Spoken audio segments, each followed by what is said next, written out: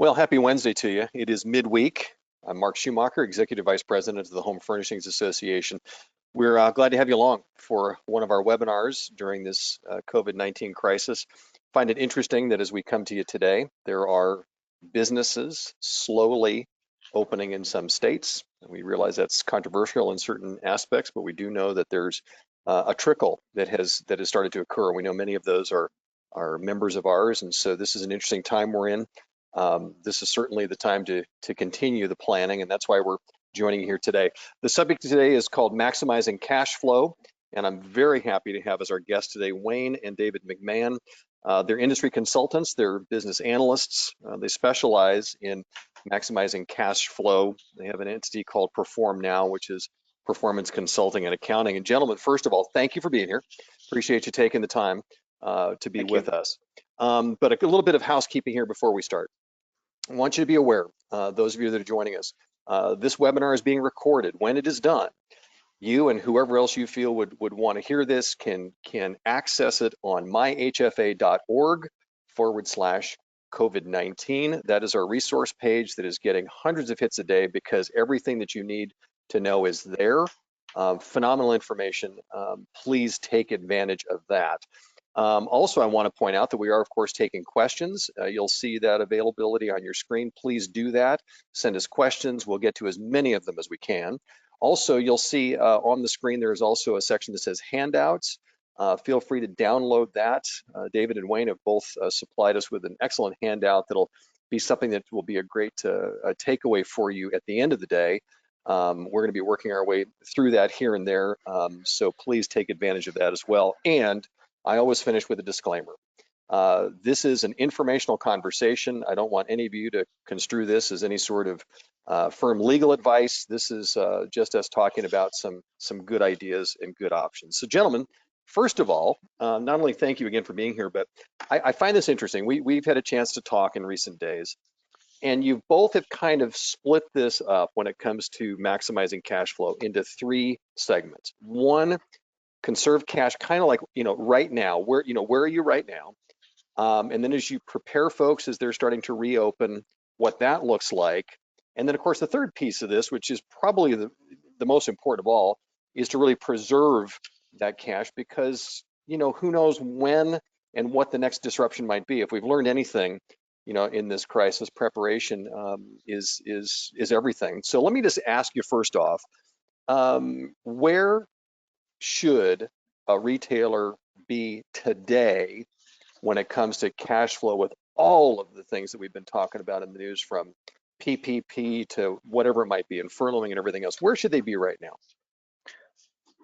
Thanks, Mark. Well, at this point, we're well into this crisis. It's been a month and a half or whatever since businesses really started to slow down, and now people are really looking at reopening in many parts of the country. As far as right now, we're seeing this PPP money starting to roll in.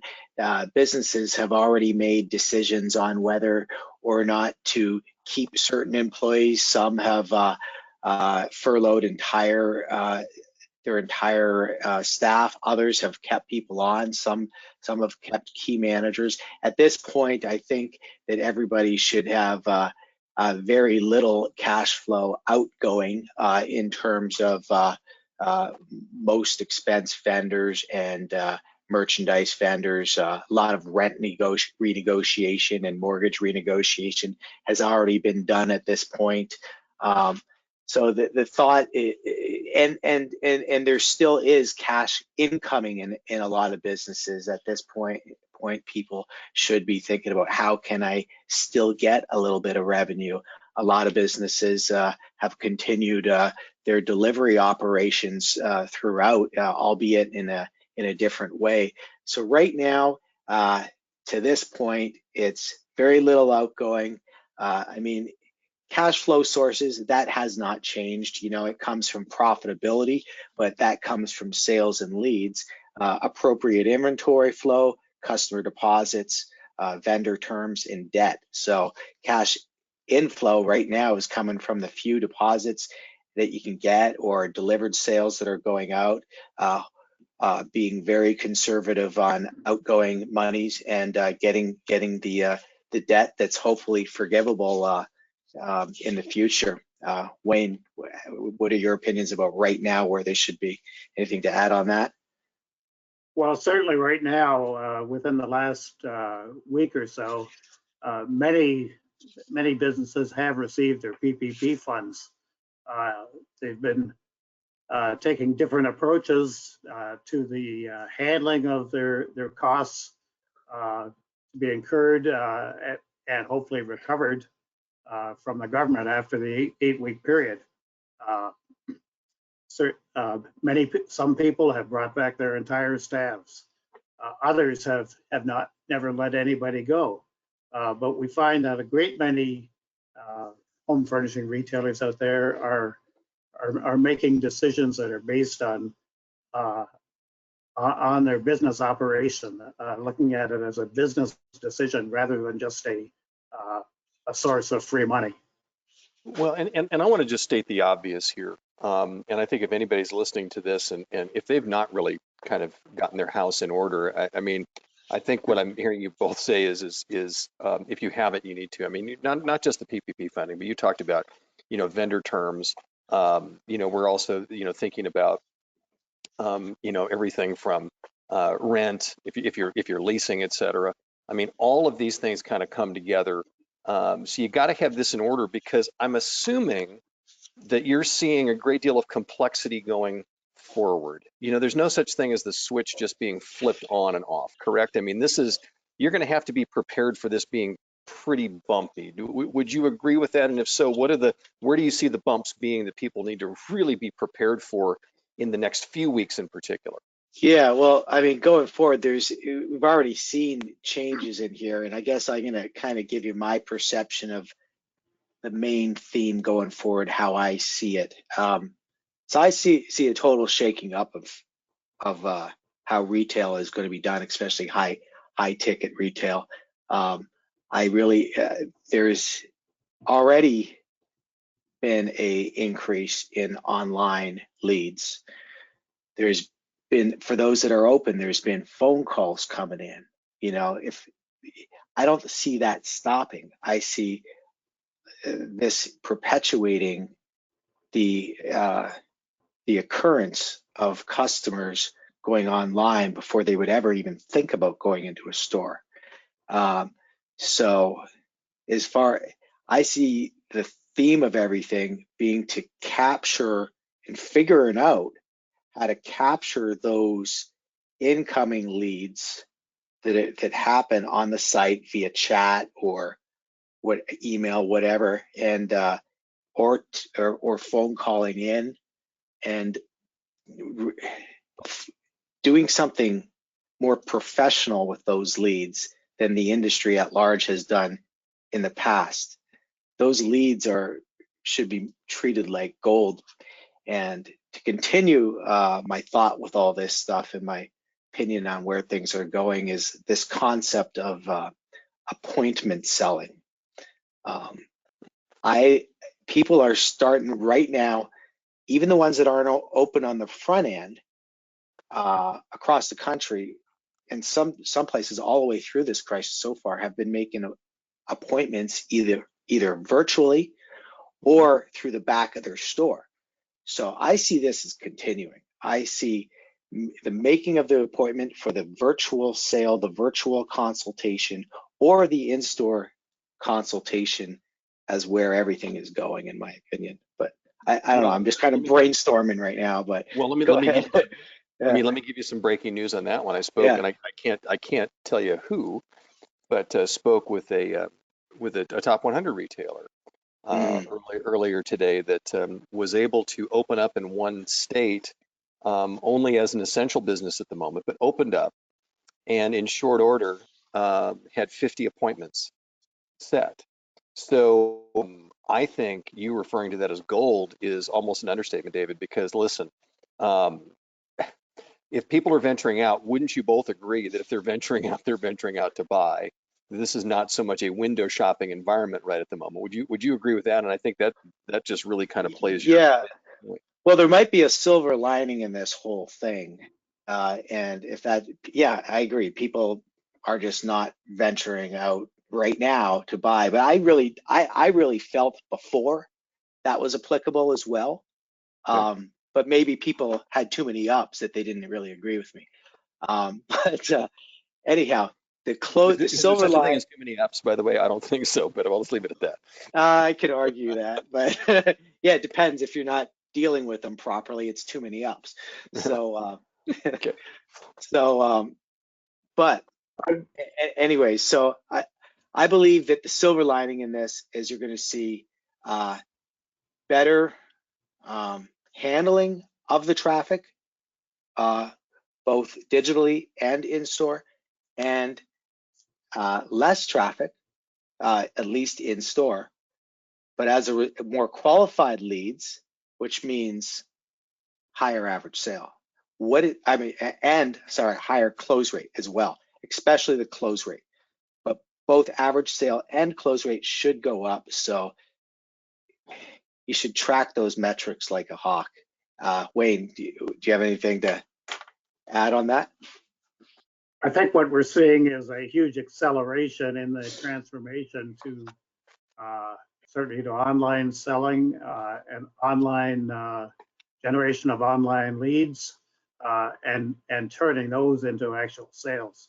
I think the day of using a website to generate store traffic it is effectively over. I think the real purpose of the website now is going to be to sell. It's going to be to generate high quality leads, and certainly there's going to be a new metric to measure, and that's going to be sales or revenue per lead.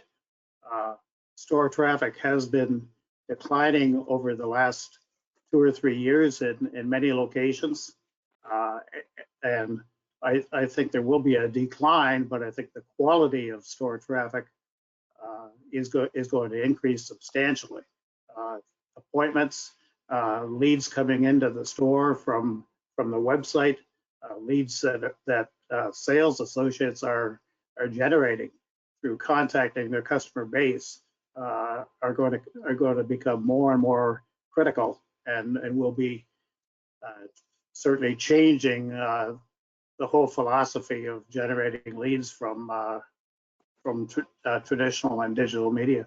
Well, Yeah. it's interesting. It's interesting, guys, because when you talk about that, Wayne, the first thing I think about is that if I'm a retailer and I have limitations in place, which most are going to have, for the number of people I can have in my store per square foot, I'm going to have to figure out a way to make sure those are quality and not have, 5 of the 10 people I can have in the store are just browsing around window shopping.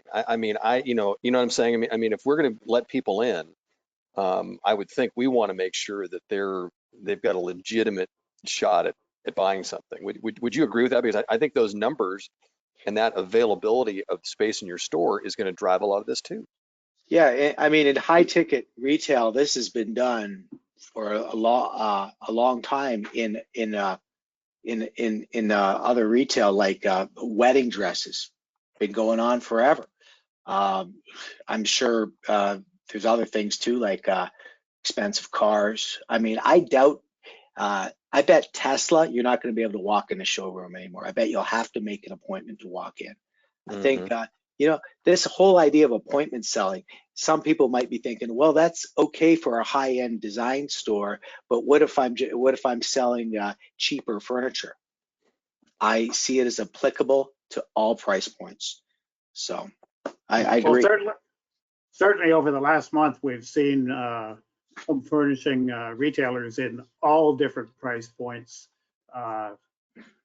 moving towards appointments and generating some significant sales through not only online but through scheduling appointments and proving that these appointments that they schedule do generate a higher average ticket and certainly generating enough interest that I think there's going to be a huge reliance on this, particularly as we ramp up in the next stage and going forward. It's going to be a significant change in the industry. Yeah, I mean, I'll just add on to that. I think it's going to change the way people advertise as well. Normally, not for everybody in the industry, but the industry at large has been all about scream the loudest, do a promotion, usually around a holiday weekend, try to get as much traffic into the store as possible so that you're dealing with more ups that you can handle, right? Because traffic equals higher sales. Good luck with that. Go ahead. It's interesting now that the number of persons being allowed into a retail store is actually very high. And some of the states have opened now with limits of 5 people per 1,000 square feet. And certainly most home furnishing retailers would love to have that kind of traffic in their store. To me, that just shows us how much the government has no idea about independent home furnishings retailers and never will. So, I mean, this is why this segment, our industry has had to yell so loud to say, hey, what about us? In everything from, these loans to, to tax relief, everything else. Yeah, I think there's a point to that. I want to make mention, by the way, for those of you just joining us, we're having a tremendous discussion already with Wayne and David McMahon about maximizing cash flow. Please send us your questions. We're going to answer as many of them as we can. There's a way to do that on your screen that you'll see. But I just wanted to, to ask you this. Now, we're talking about maximizing cash flow.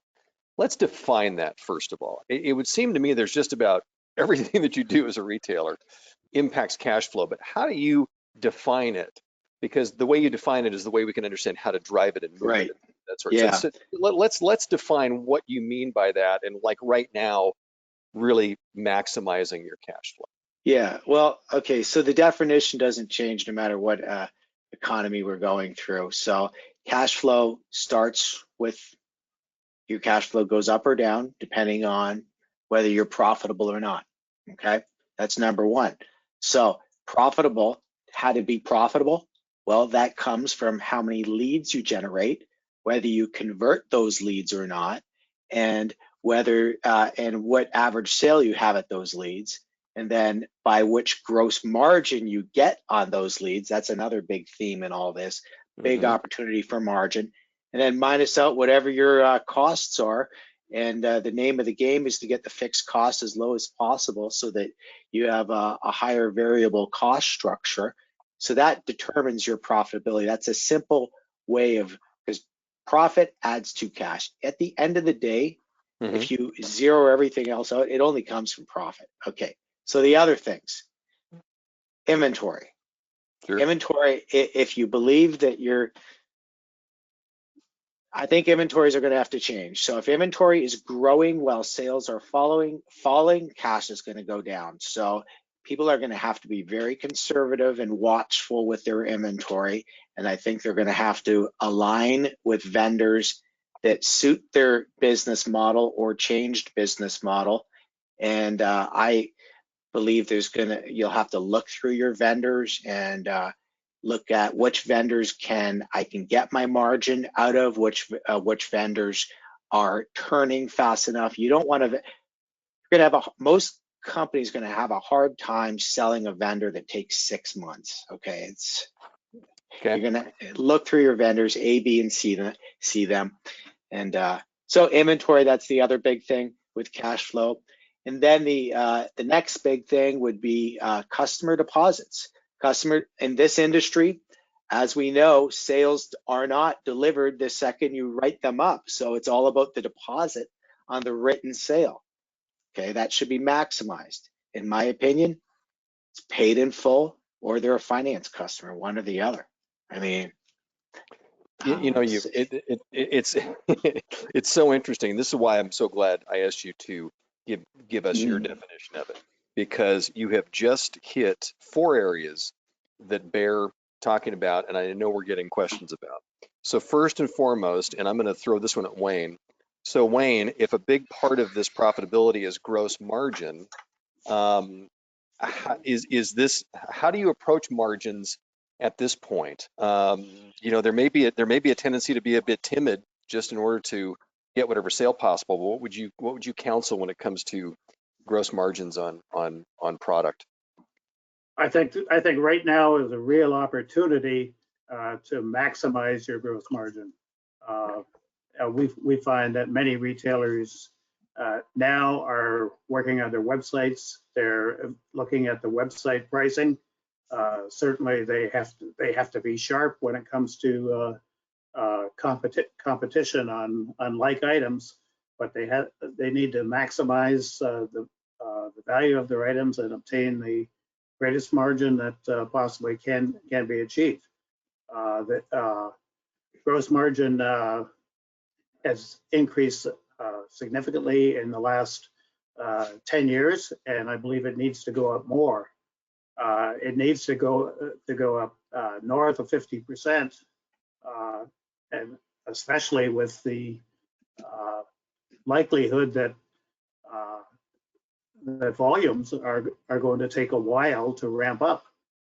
Certainly, in a return to opening of the respective stores, initial volumes, maybe 50%. If you're lucky, it'll be much greater, but it's going to ramp up, and maybe after a year, it might not be back to where it was last year.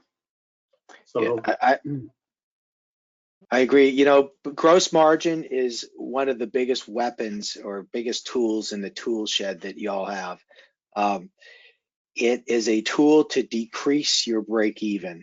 Okay, that means you have less sales to achieve before you start adding to cash flow, and it should be north of a 50 realized margin. So that means after credit card and finance expense. That's the gold area. That's correct. Certainly, another key aspect is that people need to do their best to reduce some of their fixed costs, but some costs such as rent, perhaps truck leases, those type of things are not likely to change. Landlords still have to pay their bills. Mm-hmm. So those costs percentage-wise are likely going to increase over the next few months unless concessions have been achieved. And that's good. Go ahead, Mark. Before we jump fully into fixed costs, I want to put gross margin to bed for a second, because we as soon as we started talking about this, the more questions started popping. So when we talk about this whole margin question, clearly the vendors play a role in this on the front end. So the question is that and it's a question that came in. What are some questions that retailers should be asking perhaps new vendors that they come across here when we talk about the whole margin question? Is that something that they should be discussing with those vendors on a certain level, I guess is what I'm saying. Yeah, I mean, margins overall, it's a blended approach, okay? Certain vendors you can private label and get what you want. Other vendors, you're competing against the person next door, which I don't love that model unless you're really big volume. I mean, other vendors, vendors that have fixed pricing, fixed retail pricing that are below a certain level, my opinion is they better be driving traffic, okay? Right. So yeah, you better be selling volume at that point. Yeah, I mean, if you have a vendor that gives you that the most you can get is whatever, we just use 47 for example, then okay, I'm good with that, provided that having that vendor gets me hits on my website and gets me chat things on my website and gets me traffic in the door and all that. So if it doesn't do those things, I'd be looking for somebody else. Okay, fair enough. Now I do want to get back to the fixed cost question. So Wayne, here's my suggestion. You jumped exactly where I was going to go with this. It sounds to me like while lowering fixed costs, of course, can certainly help us with cash flow, how likely is that to happen? And are there areas of fixed costs that at this point are even ripe for lowering beyond just temporary relief that a lot of retailers are getting? Well, we have seen some success stories already in negotiations of rent and so on, but in many cases, uh, the likelihood is that there may be some deferrals, and the rent will really not be lowered. It'll just be spread out over a longer time frame. So quite often those type of costs are not going to become variable. I think payroll is one of the biggest fixed costs, and most of that needs to be turned into a variable expense. Your sales component of that, of course, is typically variable. It needs to be variable going forward, as do your other payroll costs. Certainly, most costs on the PL need to be adjusted down, as the total operating expenses typically of a profitable home furnishings retailer have been in the 40% range, give or take a point.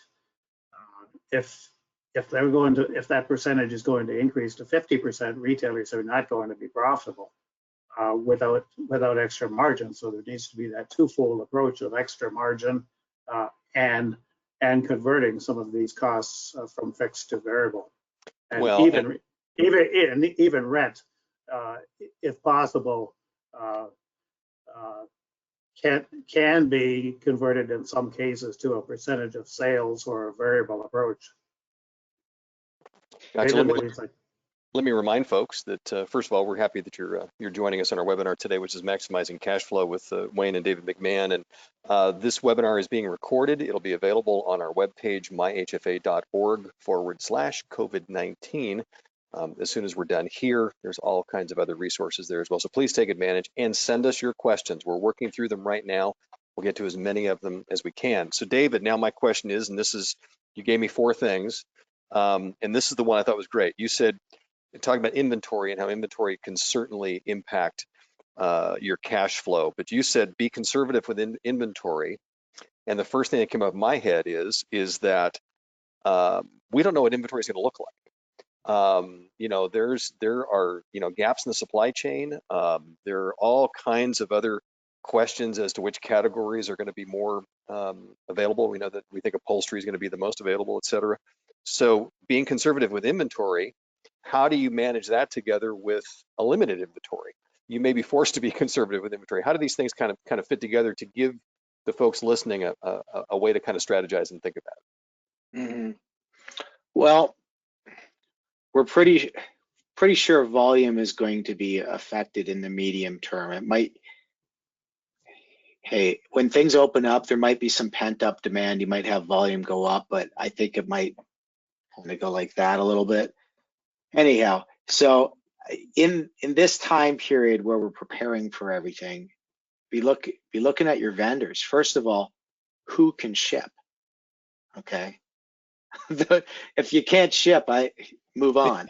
Okay. So if someone's, and what are your lead times going to be? Because you want to be able to direct your customers towards vendors that can ship and turn inventory, hopefully at a decent gross margin. So you have to be as best you can. I think Jerry mentioned this too last week, and I agree with this 100%. You have to be in touch with your vendors, in touch with your customers, in touch with your employees. So on the inventory side, you got to be in touch with your vendors and seeing what's going on with their supply chain. Are they going to be reliable? I mean, a vendor that was reliable in Italy 2 months ago may not be so much right now, same as in China. However, an Amish vendor might, you want it tomorrow? I don't know what the deal is, but you have to go through especially your top vendors and see where the holes in your lineup might be, and where there will be holes, and see what you can do to plug those holes. I guess that's my biggest piece of advice on that. Well, it's kind of interesting because when you're talking about being conservative with inventory, I don't know that anybody has a choice now. When inventory is limited, you're right. If you don't take that approach, it's not going to it's not going to be easy. Wayne, any thoughts about the inventory question? Yes, very much so. Certainly, retailers who have looked at inventory inventory balances being approximately 20% of annual sales need to rethink that approach. Over the last several years, many retailers have decreased that to 15 to 16% and operating very well. And I can think of some who are in the 10 to 12% range and doing well. So retailers need to partner up with their vendors, select vendors, negotiate terms whereby they can keep their inventories low and be able to really cross stock, bring that merchandise in, cross stock it, and ship it. So it becomes certainly a procurement issue, becomes a warehousing challenge and delivery challenge. So to manage an inventory at the level you want, it requires that partnership with the vendors, and it requires a great internal inventory management and a great distribution system. You know, and David, by the way, the fourth thing that you mentioned was maximizing customer deposits. Do you have any thoughts to that, or some of those concepts you'd like to share? Because that was kind of the fourth piece that you mentioned here that I wanted to make sure that we at least stopped on for a moment. Yeah, well, deposits in the past, there have been everything from 25% down to 100% down, and with 50 being kind of like a norm out there. Prior to this crisis, I mean, we've had several clients who have just gone to asking for full payment on time of sale. If you can do that, I mean, it's a free loan. Okay, deposits are a free loan. So I would look at your policies with that. Yeah, certainly home furnishing retailers, I believe, have lagged behind other big ticket retailers. There is certainly a lot of the home improvement warehouse operations, for example, who take 100% up front. We do see some very successful home furnishing retailers who always take 100% up front, and they do it very simply by asking the customer, how would you like to pay today? And they have a 100% upfront policy, which provides just tremendous cash flow and really finances your business. Yeah, I'll give you an example. Okay, so a client I was working with, I said to them, "Oh, I see you do layaway." They said to me, "We don't do layaway." I said, "Well, look at all this inventory in your warehouse that's reserved for a customer and not scheduled for delivery and not paid for. Isn't that layaway?" They fixed that problem and got $400,000 in cash flow. So just by looking at it, it could be a few tweaks to your processes. Couple of here's a clarification question for Wayne that came in. Wayne, when you referred to a total inventory of 20% of sales, is that including floor samples or just working inventory? No, that includes all inventory, includes all floor samples, includes all back stock in the warehouse. It includes all reserve product and all damaged product. It is all in. Super. Thank you for that. Let me just add to one thing with the inventory. Okay, so when I say be conservative with inventory, that is a broad approach. There's certain things you might not want to be conservative with. If you have a hot seller that you know you're going to sell and there's a vendor with some stock, bring it on. But something else you might push out, with an overall target maybe being 20% or less. So go ahead. Sorry. Gotcha. No, I know you're just saying you just don't want to be really making yourself vulnerable by going too far into certain categories that might not warrant the inventory or the floor space. I get it. No, I think that's smart. Here's a great question, by the way. We're talking about controlling costs to maximize cash flow. Talk about delivery costs, because the delivery piece of the puzzle is changing almost as dramatically as everything else. So talk a little bit about that. You want me to go with that? Okay, so the delivery piece, yeah, the whole thing's changing on how, and it already has changed on how you're going to conduct deliveries. Okay, so it's either you're going to do the no touch delivery, right, where you Mm-hmm. drop it at the threshold. Okay, Mm-hmm.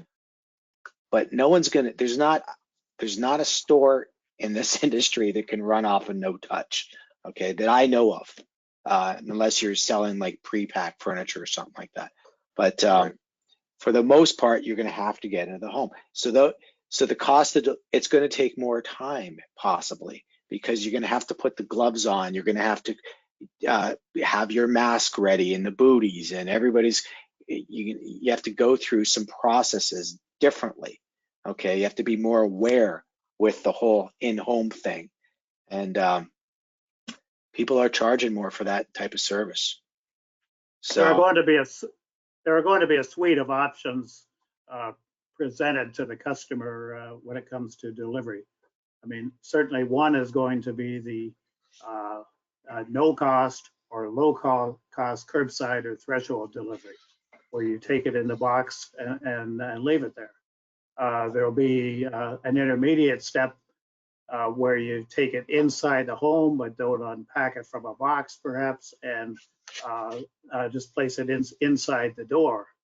And then there will be the white glove service, which will provide, and it should be on a touch-free basis, Mm-hmm. unpacking, removal, touch-up, deluxing, et cetera, to the again performed in a manner that the customer is happy with, certainly when it comes to safety and health.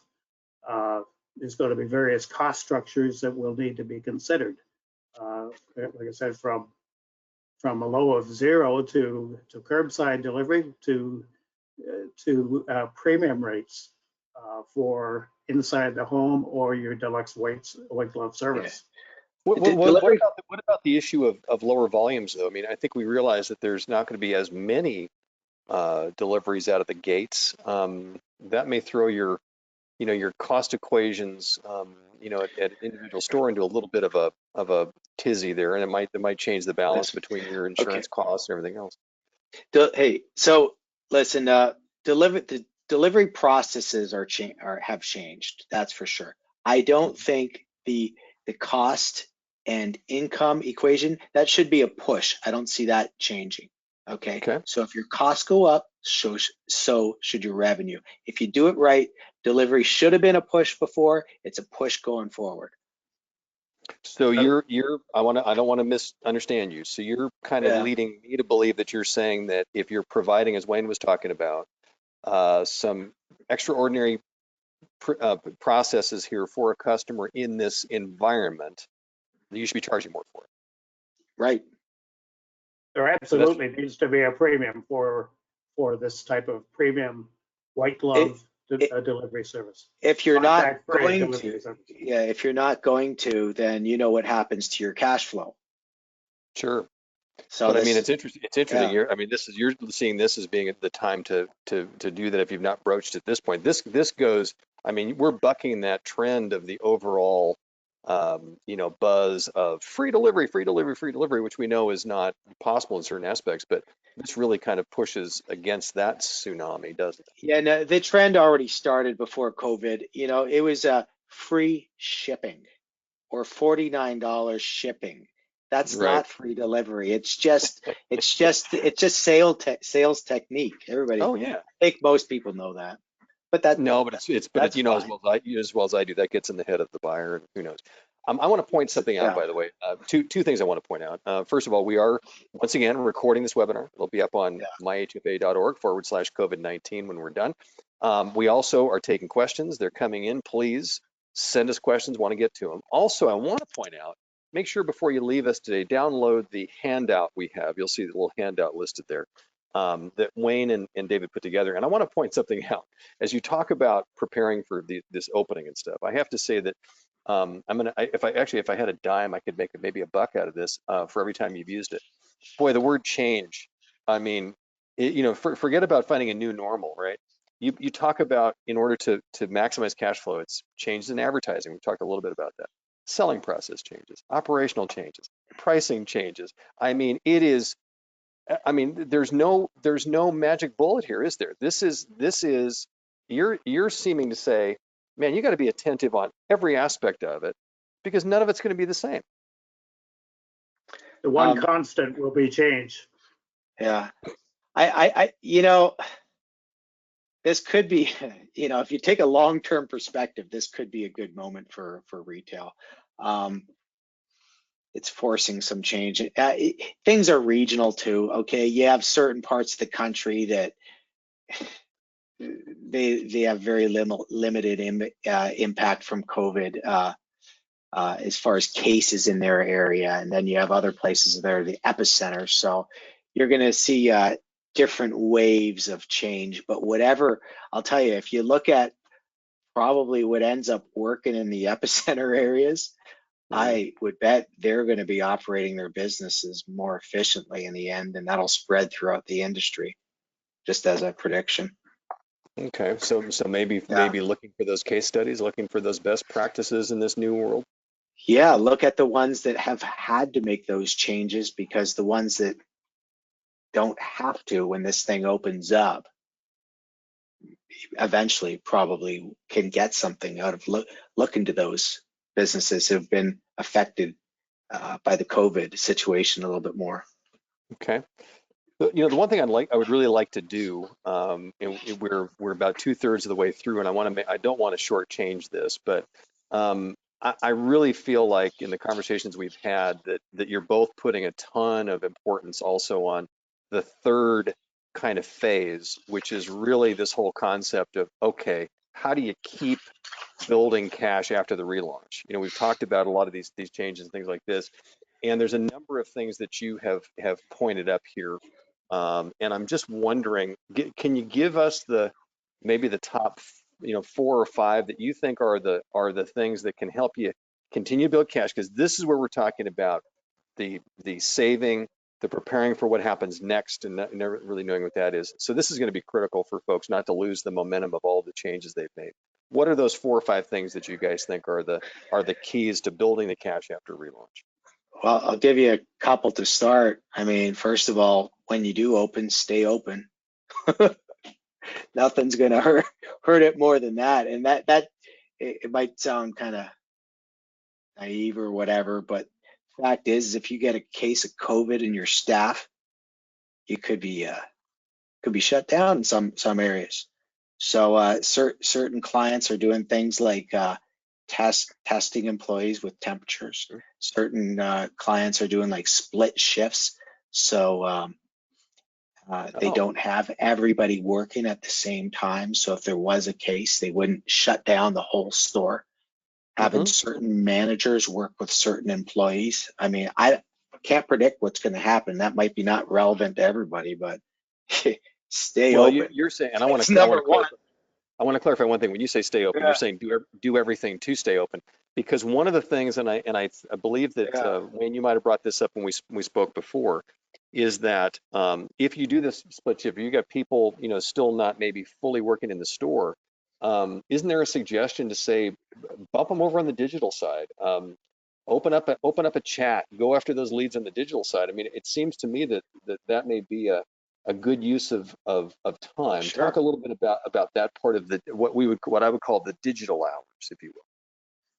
Okay. Yeah, I mean, certainly to succeed in the digital and in online selling, it needs to be treated as at a minimum a separate business, a separate profit center, if not a separate business. It needs to have dedicated marketing. It needs to have dedicated people maintaining it. It needs to have strong salespeople who are taking the leads, whether they come from products out there such as Perk, or whether they come from an online chat system. If you have an online chat, you need to have a person who is knowledgeable, who's manning that on regular hours and providing immediate feedback. So it's certainly a resource that needs to be invested in and established in order to succeed. It's not And would you automatic. say, and Wayne, would you say in that instance, and I think David, you've talked about this before too, is aren't you also saying leverage your current team for that? Because nobody knows your store and your customers better. I mean, the point is you don't have to necessarily find, somebody on the outside, but somebody that's also going to perhaps be the one that's going to be there when that appointment they set, that person walks through the door. I mean, talk a little bit about that continuum and the importance there as far as really Yeah. pushing this appointment style of selling. Okay. Yeah. Well, okay. So when you are open, you're going to have, I believe one of the other things is to have, do more with less people, do more with less employees, less customers, less vendors. But on the employee side of things, think of how do you do more with less salespeople? Well, I think the online referral part is going to be more important. So yes, to go along with your thought, perhaps you use some traditional salespeople, you use their expertise to field those online leads. And that's this online stuff, it's a 24/7 deal. So you got to relook at your hours and all that. Mm-hmm. So yeah, maybe all kinds of practices are going to come out of this, but maybe they take shifts of whether they're an in-store or an online type of lead contact, something like that. But as far as the number of employees as well, and I mean, and who you bring back on if you did have to furlough lots of people. I mean, I don't care what the PPP says. I would bring on the revenue earners, not any burners, even if you're less staffed. I would not want to bring on poor talent at this point. I don't care about the PPP deal. I'd rather rehire somebody new than bring on poor talent. Certainly, quality is going to count much more than quantity, and that's being proven right now when you have managers and maybe a top salesperson still working in the store and producing some great results. They're not turning people away. They're closing deals. Well, and I don't want to gloss over this without making one comment, and that is that we realize to everybody listening as we're having this conversation that we're talking about livelihoods here, and we don't take that lightly. There's a lot of our retailers who have had to furlough beloved staff members and people who've been with them a long time.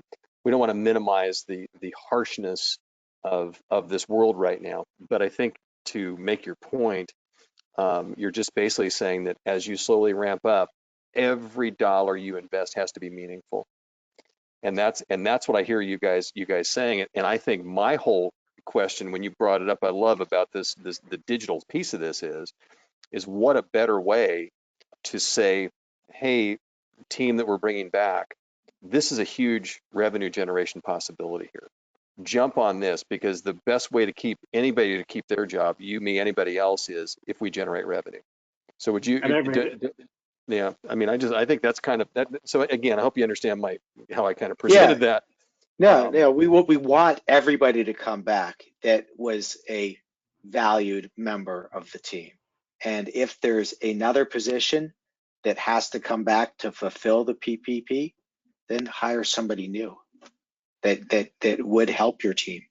So, but a lot of people are going through this rehiring right now. Mm-hmm. So so the team needs to be considered and what they will do to be effective.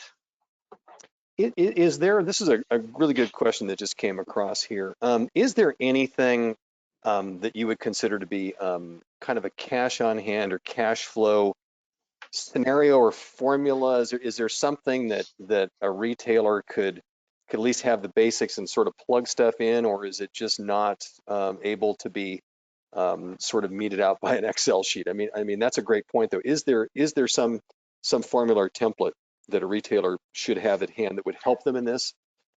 Yeah, it's not really a retail thing. I mean, there's the cash flow equation is is a common thing that you could find tons of things by Googling, but it's basically your starting cash plus or minus net income, okay, and then plus or minus inventory, plus or minus deposits, plus or minus loans, and equals ending cash. So. Okay, so I mean, it's a good Yeah. question. I think they were asking if there was something that was home furnishing retail specific, but like you said, this is just basic business practice.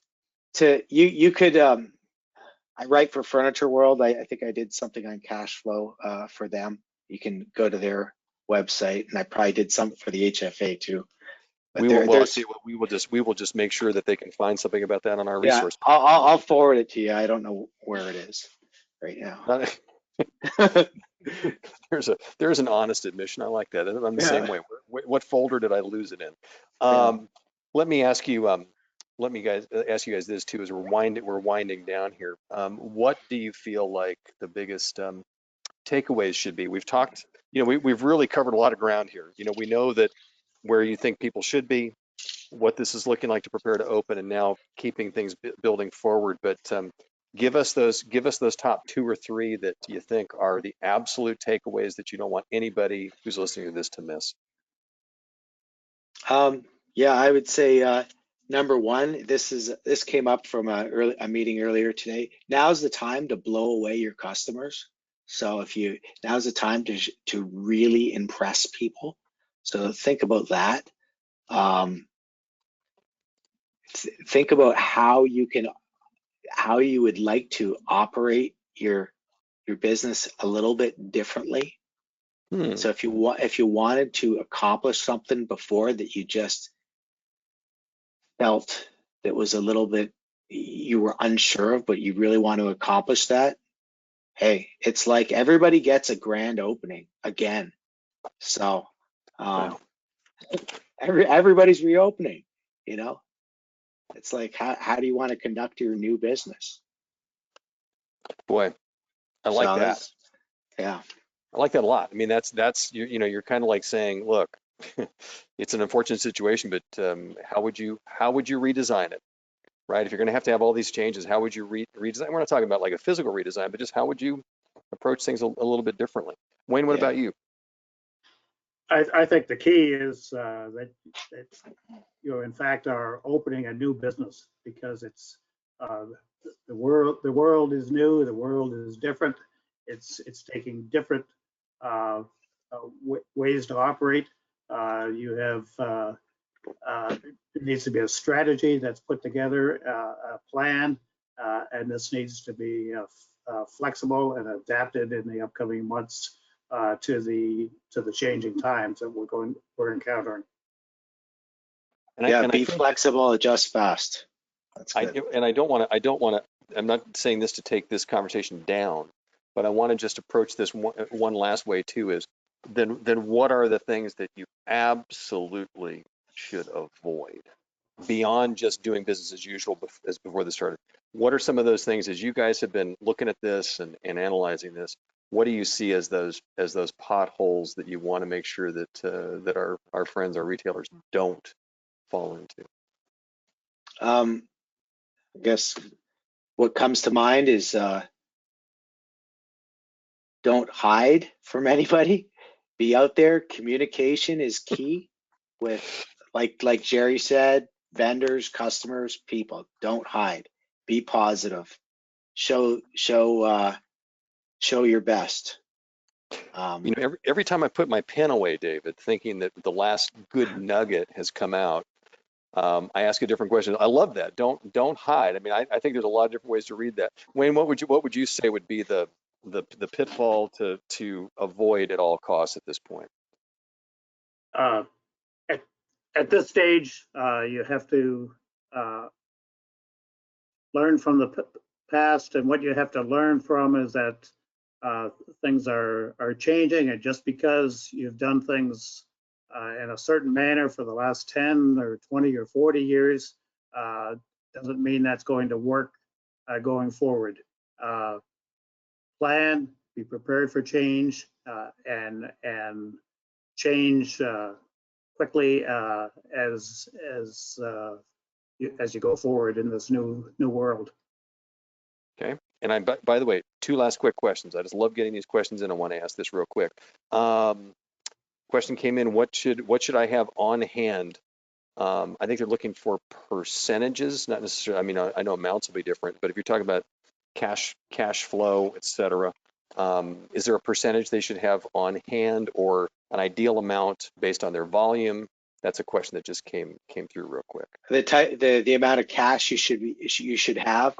Correct. Oh gosh. Okay. So as a proportion, there's different ways to think about it, but as a proportion of your current assets, Okay. so take inventory and as a proportion of your current liabilities. Okay. So take accounts payable and Okay. customer deposits primarily, a few other current liabilities. Multiply that.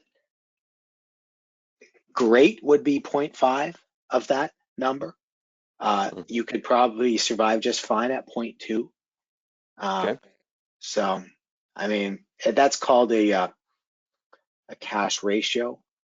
Okay. So 0.5 might be excessive. You could probably be fine around 0.2, 0.3. Wayne, what do you think? Yeah, what do you think, Wayne?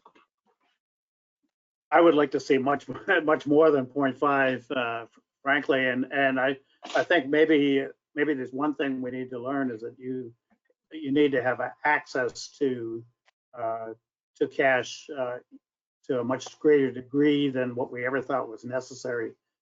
One way of looking at it is by looking at your operating expenses, and perhaps a sample number might be six months of operating expenses. And Okay. that sounds like a lot, but I think once you start to analyze it, that's probably very prudent. It's really funny here. And one last thing that blasted through, and this is, boy, talk about maybe the biggest pothole or pitfall to avoid is somebody said, you know, and we're not talking about the forgivable loans, but said, boy, it would be easy to take on debt right now. And there's probably a lot of folks that would be happy to oblige. I guess you would also say this is not the time to really be bumping up your debt if you can absolutely avoid it, right? Depends on their situation. Okay. Yeah. So I think everybody's I think it is the time to have a line of credit available, certainly, and not necessarily use it all. there you go. A line of credit available. I like that. I preach that to my kids too. Yeah. Right. Like you said at the beginning, cash is king right now. So Yeah. I'm as much as you can get. So let me remind people, download the handout that's available on the screen. And that's number one. Number two, as I mentioned, this webinar is going to be up on myhfa.org/COVID-19. So you can, again, revisit it or invite other friends to do so. We've got that wide open for you. But gentlemen, I cannot thank you enough, Wayne and David McMahon, for Perform Now. I think this has been hugely helpful to kick this around and hear about it. I guess that what I appreciate most is you have a level of optimism in seeing the fact that there's great opportunity in what we're facing and in moving this forward. So, gentlemen, thank you for being here. The only disappointment I have, David, is your 7-year-old did not photobomb you or crash the party. I can call him in. Well, we'll give us something to talk about next time. But gentlemen, thank you very much. And I want to thank all of you that joined us today. We're going to have another webinar next week, and we'll have more on that coming out. But once again, thank you so much. And please take care, stay well. Remember, the Home Furnishings Association is here for you. Thanks so much. I'm Mark Schumacher. We'll talk to you next time. Yeah. Thank you. Thank you, Mark. Thank you.